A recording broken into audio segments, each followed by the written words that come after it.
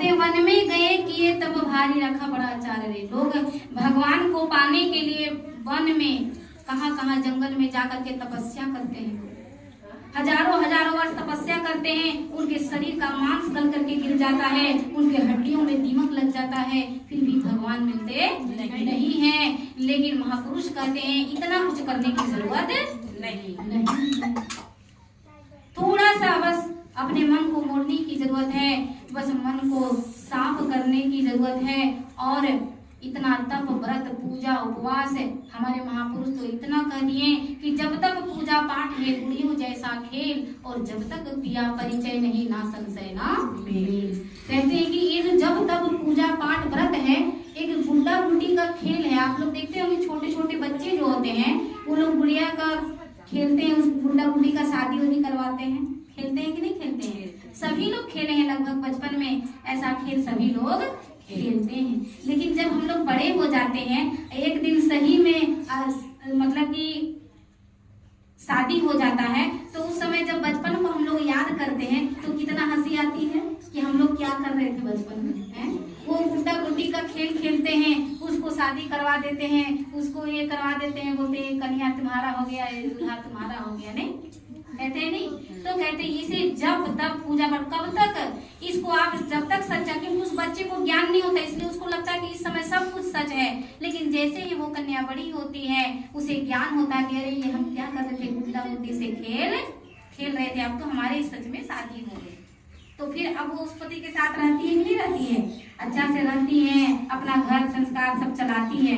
इसी तरह से जब तक हम उस परमात्मा से परिचय नहीं होता है, तब तक हम अज्ञानता में ये जब तक पूजा पाठ के गुड़ियों जैसा खेल हम लोग खेलते रहते हैं। जब हमें वास्तविकता का पता चलता है तो बाद में पता चलता है कि ये जो है व्रत उपवास इसको करने से कोई लाभ नहीं होता है।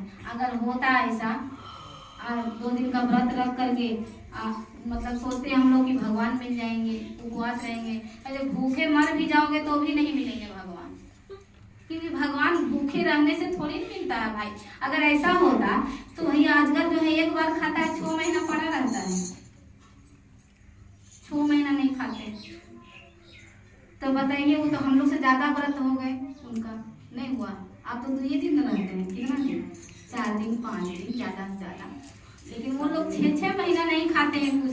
तो फिर अजगर को भगवान मिल जाना चाहिए था, नहीं मिलते। वैसे व्रत करना गलत नहीं, आपकी इच्छा है आप कुछ भी, लेकिन हमारे महापुरुष ने कहा इतना मंदिर गए किए तब भारी राखो बड़े आचार, बहुत बड़े बड़े आचार और विचार में अंतर होता है, आचार और विचार में अंतर होता है। तो विचार तो सबको पता है लेकिन आचार किसी को पता है? वो वाला आचार नहीं जो हम लोग लगाया करते हैं आम का मूली का। बड़े बड़े आचार रखते हैं, ये भगवान प्राप्त कर लेंगे, ये होगा, ऐसा होगा, ये बहुत तब उस समय लगन होती है, ऐसा नशा चढ़ता है कि जैसे लगता है पूरा दुनिया को बस में कर लेगा। उसका बाद कुछ दिन में उसका नशा क्या होता है, उतर जाता है, ऐसा उतरता है। और जो उतर जाता है कहते हैं जो चढ़ती उतरती है मस्ती वो हकीकत में मस्ती नहीं है। इसलिए ऐसा मस्ती चढ़ाओ, धीरे धीरे चढ़ाओ, धीरे धीरे नशा होगा तो बहुत अच्छा रहेगा, बहुत दिन तक चढ़ा रहेगा। और एक ही बार चढ़ गया तो भैया जो ज्यादा पी लेता देखते नहीं उलट जाता है। आप लोग देखे नहीं दिखते हैं, जो ज्यादा पी लेते हैं पता चल जाता है कि नहीं, उस आदमी से कोई कुछ बोलता है, कोई नहीं, सब जानते हैं कि वो पी लिया, कुछ भी बगल बगल करेगा, उसकी बात पे कोई ध्यान देता नहीं है। थोड़ा कम पिया रहता है उसका सुनता है कि नहीं भाई, हाँ एक बात बोल, सुनता है उनसे।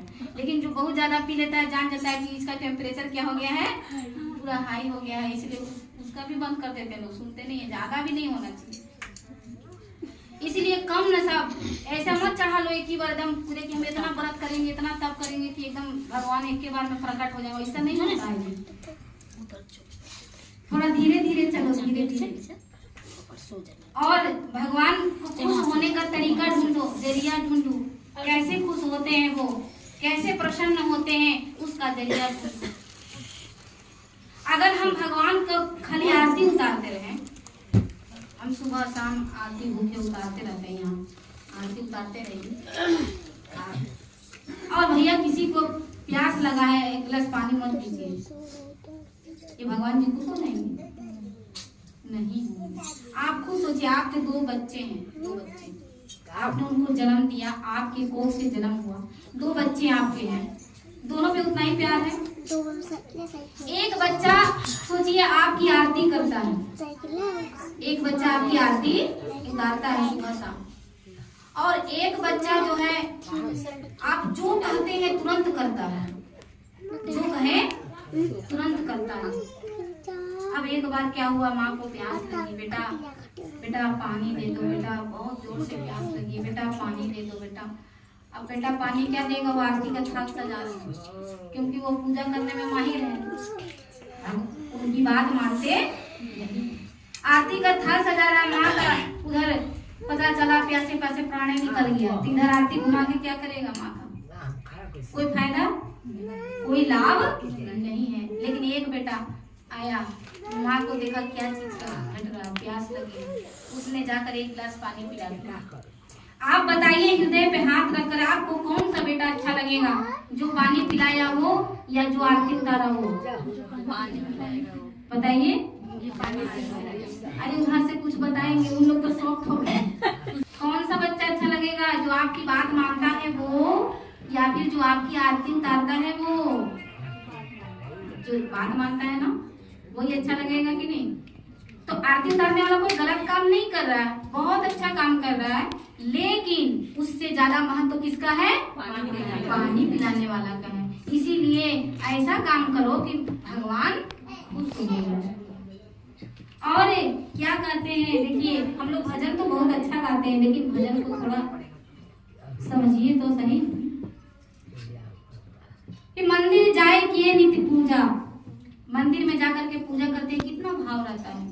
एक इंसान कुछ नहीं जानता है, खाली कह दो पूजा करके आ जाओ, बहुत अच्छा से फूल सजाता है, मंदिर में जाता है, उस मूर्त की पूजा करते हैं।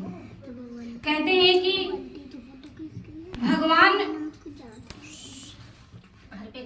वो जो मंदिर में मूर्त बना होता है, उस मूर्त को कौन बनाते हैं? इंसान बनाते हैं। और इंसान की बनाई हुई मूर्त को पूजा करते हैं कि नहीं करते हैं? और एक इंसान को किसने बनाया?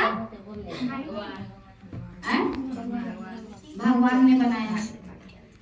तो बताइए, भगवान की बनाई हुई मूर्त और इंसान की बनाई हुई मूर्त, लेकिन इन दोनों में होता क्या है? जो इंसान बनाता है, कारीगर अगर मूर्त बहुत अच्छा बनाया, कहते अरे कितना सुंदर मूर्त बनाया, क्या कारीगर होगा है? उसके सामने लोग मस्तक झुकाते हैं, पूजा पाठ करते हैं, पूरा जो भी उसका भाव है उसको वो लोग अर्पण करते हैं। लेकिन ये उस कारीगर का कभी विचार किया है जो आपको इतना सुंदर बनाया, बोलने वाला, चलने वाला, सुनने वाला, देखने वाला, खाने वाला, पीने वाला, इतना सुंदर बनाया, उस इंसान का कभी कदर किया? नहीं। उसकी कभी पूजा करी? नहीं। कहते हैं कि साधु जन का कदर न जाने मिले न सिरजन हाल में। हम नहीं कह रहे, अगर हम कहते हैं तो बहुत बड़ी बात हो जाती है। क्या कहते हैं हमारे भाई कि साधु जन का कदर न जाने, कहने का होता तो कह भी देता पड़ोसी का कदर। देखिए संत कबीरदास जी ने क्या कहा, कहे कि साईं इतना दीजिए जामे कुटुंब समाए, और मैं भी भूखा ना रहूं साधु न भूखा जाए। अगर उनको कहना होता तो कह दिए थे कि मेरा बेटी दामाद न भूखा जाए, कोई मेरा पड़ोसी न भूखा जाए, लेकिन उसने क्या कहा कि कोई साधु न भूखा जाए। कुछ न कुछ तो महत्व होगा ना साधु संतों का, कि नहीं है तभी तो कह रहे मंदिर तुम इतना पूजा करते हो, कुछ भी करे, सब कुछ है, और साधु जन का कदर न जाने मिले न सिरजन। साधु का कदर करना माता सीता से सीखे। माता सीता जी के कुटिया में रावण गए थे। सीता बहुत अच्छी तरह से जानती थी कि ये कौन है, राक्षस है, वो जानती थी, लेकिन उन्होंने वेश किस चीज का बनाया था? साधु का बनाया था। अगर सीता चाहती तो वहीं से अपमान करके उसे भगा सकती थी, लेकिन सीता ने जानते हुए भी उसके राक्षसी का नहीं बल्कि उस साधु के वेश का क्या किया? सम्मान किया, कदर किए, क्योंकि खाली हाथ नहीं जाना चाहिए। उनके द्वार पे भिक्षा मांगने आए थे ना, क्या करने आए थे? भिक्षा मांगने आए थे। और सीता भली भाली जानती है कि अगर मेरे द्वार से अगर साधु खाली हाथ चला गया तो पता है क्या होता है? नहीं पता होता है, इसीलिए पता नहीं है कि क्या होता है। जब सोचे कि मेरे घर पे साधु अतिथि आए, यहाँ तक कि लक्ष्मण रेखा पार करके गए थे कि हे माता, मैं जा तो रहा हूँ लेकिन आप इस मर्यादा को पार मत करना। यहाँ तक कि सीता ये जानते हुए माता सीता ने उस लक्ष्मण रेखा तक को पार कर दिए कि मेरे द्वार से जो साधु अतिथि के रूप में आए हैं वो कहीं वापस ना चले जाए, कहीं खाली ना चले जाए। इसलिए सीता अब जो भी अपने कुटिया में है फल फूल वो लेकर के आती हैं। वो भली भाली जानती हैं कि मेरे साथ छल करने हैं, क्या कपट है। लोग तो सोचते हैं अरे ऐसा हो गया, भगवान की पत्नी, लोग क्या नहीं सोचे, कभी सोचे जाने ही नहीं क्या है नहीं है। लेकिन सीता जो है उनको बरियात नहीं जाने दिया। मैं भी भूखा ना रहूं, साधु ना हो, इतना दीजिए जामे कुटुंब, मेरे परिवार का भी पालन पोषण हो जाए और कोई मेरे द्वार पे अगर साधु आ जाए तो वो भी भूखा ना जाए। याद रखना, अगर हमारे घर से अगर कोई भी संत है, ये साधु है, अगर भूखा छोड़िए खाली हाथ अगर चला गया तो समझिए क्या होता है। कहते हैं कि जासु घर साधु आवे और पावे नहीं सम्मान, तो नसे पुण्य 100 जन्म की कहे स्कंद पुराण। आप स्कंद पुराण हमारे ग्रंथ है, उसमें कहते हैं अगर आपके घर कोई साधु आए, चाहे जैसा भी है, अगर साधु का अगर दुखी होकर के आपके घर से चला गया तो समझ लीजिए उसी क्षण उसी समय में 1-2 जन्म नहीं बल्कि 100 जन्मों के पुण्यों का क्या हो जाता है? नाश हो जाता है उसी समय। देर नहीं होता है। जैसे अग्नि है, इसमें अभी हाथ डालेंगे तो क्या 3 दिन के बाद जलेगा? क्या तुरंत जलेगा। वो इसी तरह का प्रभाव होता है, तुरंत ही तत्क्षण उनका पुण्य को क्या हो जाता है? नाश हो जाता है। और जैसे ही पुण्य का नाश होता है उसकी बुद्धि बिगड़ जाती है, वो बुद्धि का सोचने समझने की क्षमता खत्म हो जाती है, वो अपना भला बुरा सोच नहीं पाते और इस तरह से मनुष्य का पतन हो जाता है। इसीलिए कहते हैं कि साधु जन का कदर न जाने मिले नसीब जन। अरे जो परमात्मा ने जिस मूर्त को बनाए हैं उसकी कदर करो। पत्थर में बनाई हुई जो पत्थर की बनी हुई मूर्त है उसको कोई इंसान बनाया। कौन बनाया? इंसान बनाया। लेकिन हम इंसानों को कौन बनाया? कितने फुर्सत से बनाया। कितना टाइम लगा इसको बनाने में? 9 महीना। 9 महीने का समय दिए भगवान ने हमको। उस 9 महीने का हिसाब देना पड़ेगा आपको। कोई पड़ोसी नहीं जाएगा देने के। पड़ोसी तो खाली बहकाने वाले होते हैं, आगे बढ़ाने वाला तो संत ही सतगुरु होते हैं। क्योंकि जब अच्छाई की बात होती है, अच्छाई बात उतना थोड़ी समझ में आता है। 25 साल सुनो, 40 साल सुनते हो जाएंगे, लेकिन एक बुराई अगर आपके कान में कोई भर देगा तो वही आपको असर करेगा। ये 40 साल आपका बर्बाद हो जाएगा। 40 साल क्या होगा?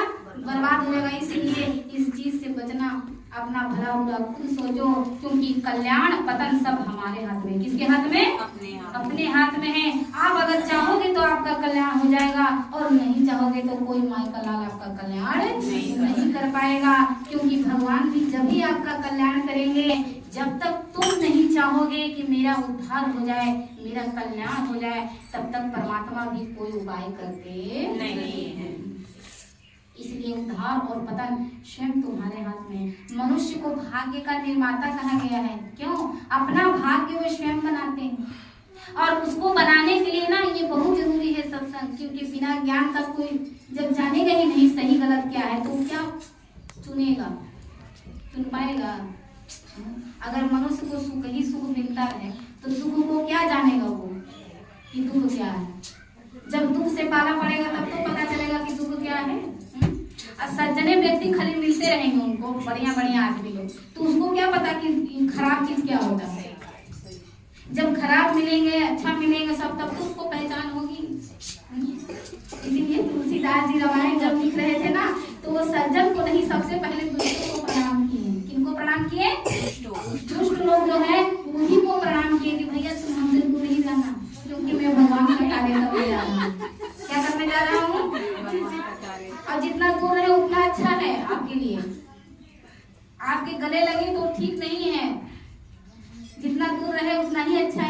लिए आप बस अपना कर्म करते रहो और सज्जनता को समझते रहो। समझना भी बहुत जरूरी है। कहीं ऐसा भी जो था मूर्ख था, उसकी गाय थी उसके पास में, अब बूढ़ी हो गई थी, थोड़ा क्या करे, दूसरा का बात बहुत ज्यादा मानती थी। तो वो अपना गाय एक आदमी को उधर से आके देखा, करे भैया आप कहाँ से आ रहे हो? कह रहे मैंने मेरा जो गाय था मैंने उस गाय को बेच दिया। तो कह रहे कि बेच दिया? तो कह रहे कि मुझे भी बेचना था। बूढ़ी अम्मा कह रही कि गाय तो मुझे भी बेचना था, लेकिन कोई सही व्यक्ति मिल जाए तो बेच दूं गाय को। तो कहेगी अरे ढूंढ लेना, जब निकलोगे गाय लेकर तो कोई भी ढूंढोगे, जबकि मुझे बेचना है तो कोई ना कोई तो मिलेगा ही जरूर। अब जब वो माता जी सोची कि हाँ ठीक है, बात तो ठीक ही करे, निकलना पड़ेगा पहले। अब गाय लेकर वो अपनी निकली।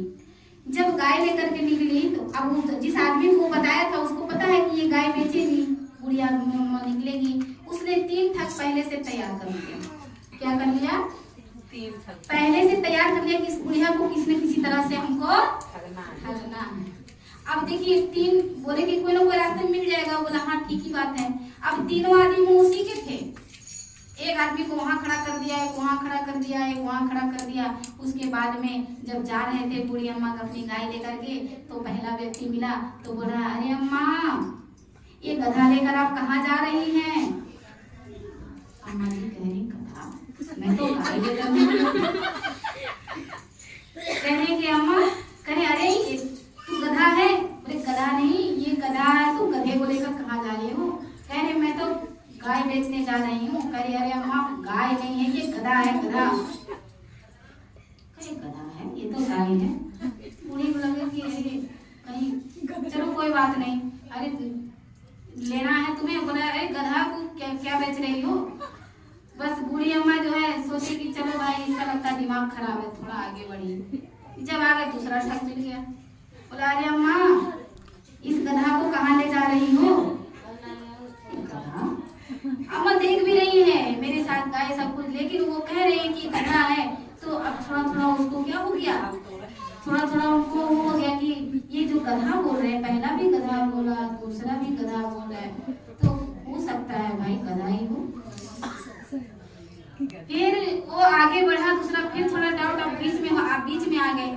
फिर थोड़ा सा जब आगे बढ़े तो तीसरा ठग मिल गया। बोला अरे अम्मा अगर गधा को बेचना है तो बेच दो ना, हमारे यहाँ हम ले लेंगे। अब बूढ़ी को पूरा यकीन हो गया कि गाय नहीं क्या है, गधा है। क्योंकि उसे लगा कि अरे एक आदमी झूठ बोलेगा, 2 आदमी झूठ बोलेगा, कि सब 3 कौन मिल रहा है वही बोल रहा है गधा।